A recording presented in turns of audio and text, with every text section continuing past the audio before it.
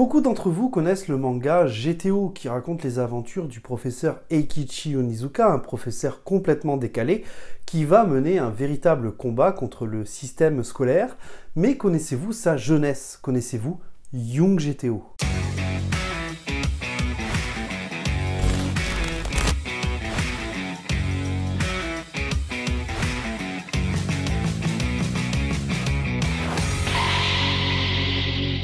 Young GTO est un manga paru en 31 tomes dans sa première édition et en 15 volumes doubles dans sa deuxième édition, sorti initialement entre 1990 et 1996, écrit et dessiné par Toru Fujisawa, qui nous raconte la jeunesse tumultueuse d'Eikichi Onizuka, celui qui deviendra par la suite le professeur le plus connu du Japon dans la série GTO, les aventures d'Eikichi et de son ami Ryuji Dama, connu pour être le duo invaincu, les Onibaku Kombi, qui sont de véritables durs. Redoutés, les deux amis cherchent pourtant à se défaire à tout prix de leurs images de gros durs pour enfin vivre leur première expérience sexuelle. Mais avant de vous parler de Young GTO, je dois absolument vous parler de Young GTO Bad Company, car oui, après 31 tomes de Young GTO et 6 ans de travail, Toru Fujisawa s'attellera à écrire la rencontre entre Eikichi Onizuka et Ryuji Dama. Alors, c'est un préquel qu'il n'est pas nécessaire de lire pour comprendre toutes les séries autour de GTO, et d'ailleurs, si on regarde toutes les séries de GTO, eh bien, entre GTO Bad Company, Young GTO et GTO, nous avons 3 récits qui sont accessibles et dont nous n'avons pas besoin de lire à chaque fois les autres séries précédentes. Et ça, c'est plutôt un très bon point selon moi. Par contre, je vous invite à ne pas lire GTO Bad Company avant de lire Young GTO, pour la simple et bonne raison que ce tome eh bien, a des graphismes qui sont beaucoup plus proches de GTO, des graphismes beaucoup plus modernes, et ça pourrait vous surprendre, voire même vous dégoûter de votre lecture de Young GTO. Parce que ouais, hein, on va pas se mentir, mais on sent bien que le récit a été écrit dans les années 90, la qualité graphique est largement discutable, si je puis dire, et même le scénario, parce qu'en fin de compte, au départ, les premiers tomes de Young GTO ne sont qu'une succession d'aventures ou de mésaventures pour les deux amis, Eikichi et Ryuji, sur un fond de bagarre, toujours, plus ou moins, parce que oui, nous sommes quand même sur un furio, hein, donc la bagarre est presque l'essence même, je dirais, de ce récit. Mais pourtant, on va aussi nous permettre de comprendre qui sont Ryuji et Eikichi, qu'est-ce que l'Onibaku Kombi et pourquoi ils sont aussi respectés à Shonan. L'ambiance va d'ailleurs, au fur et à mesure que les tomes s'enchaînent, monter en puissance et devenir de plus en plus lourde.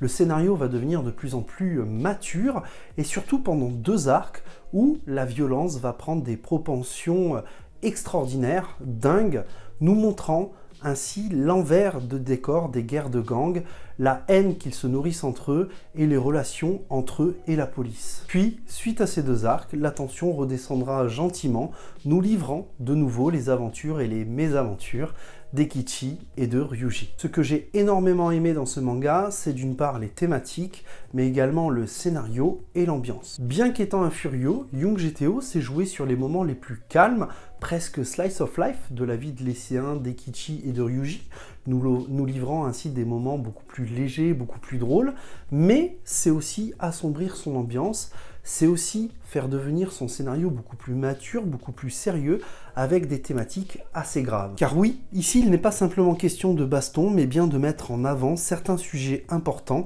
aux yeux de l'auteur.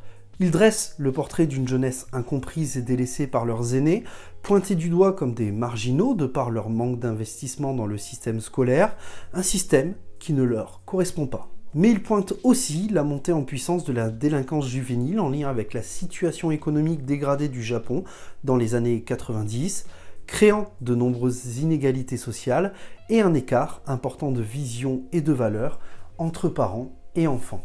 Parce que oui, Young GTO est une véritable critique de la société, une véritable critique du système éducatif, dont certaines thématiques d'ailleurs seront revues dans GTO, pointant du doigt notamment la relation entre parents-enfants, le décalage des 2 générations, mais aussi par exemple la présence de professeurs pédophiles comme Yoko Minamino que l'on peut voir dans le manga. Mais Young GTO, c'est aussi être beaucoup plus léger, nous montrant le milieu dans lequel Ekichi et Ryuji évoluent, l'Onibaku Kombi, les deux hommes les plus forts de Shonan, un milieu loin d'être doux et qui nous montre que la rue peut parfois être dure. Et bien que les premiers tomes nous présentent le personnage d'Ekichi Onizuka comme un jeune assez simple d'esprit, obsédé par son dépucelage, en réalité, le manga est plutôt trompeur. Sous cette coquille noire et méprisable, Ekichi et Ryuji sont en réalité des personnages au grand cœur, d'une puissance morale exceptionnelle, prêts à mourir pour leurs amis, et bien que fainéants à l'école, traînards, presque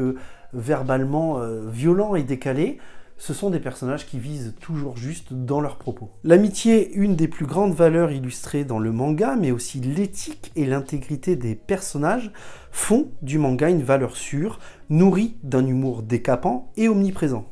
Une très belle illustration de l'adolescence confrontant des jeunes à l'amour, à la trahison, la peur, le doute, et qui vont choisir de vivre à fond leur jeunesse. Et je ne parle pas des autres thématiques que l'on peut retrouver dans le manga, comme par exemple la transphobie, qui est toujours d'actualité aujourd'hui. Oui, Young GTO, écrit dans les années 90, est un manga qui traite de thématiques toujours d'actualité, ou presque. Et de par les thématiques qu'il aborde, c'est finalement un magnifique prélude à la série Great Teacher Onizuka, qui devient une suite logique et évidente. Bon, on pourra dire tout le bien qu'on veut du manga, il n'est pas sans défaut. D'abord à cause de l'âge du manga, qui va nous fournir des dialogues quelque peu désuets, qui ne sont plus vraiment dans l'air du temps d'une part. On peut parler également de la qualité éditoriale, où malheureusement certains mots à l'extrémité des pages sont coupés, et c'est quelque peu dommage. Et puis, comme je vous l'ai dit au début de la vidéo, on peut parler de la qualité graphique quelque peu discutable, et du fait que Toru Fujisawa, en début de série, tâtonnait énormément, puisque son découpage laisse un petit peu à désirer. Pour autant, ça s'améliore, tout ça, dans le manga. Au fur et à mesure, on voit l'évolution de Toru Fujisawa qui va, vers la fin de Young GTO, nous livrer un style et un découpage qui est justement du pur GTO. Voilà, j'espère que cette vidéo vous aura plu. N'hésitez pas à me dire si elle vous a convaincu ou non de lire Young GTO, si vous aimez ou non Young GTO. Je suis ouvert à la discussion, vous le savez, on peut en parler dans les commentaires, aucun souci avec ça. Si cette vidéo vous a plu, n'hésitez pas à la liker, à la partager, à vous abonner. Ça aide la chaîne et accessoirement, ça me fait plaisir. Je vous dis à très vite, prenez soin de vous et n'oubliez pas, de grands mangas impliquent de très grandes lectures.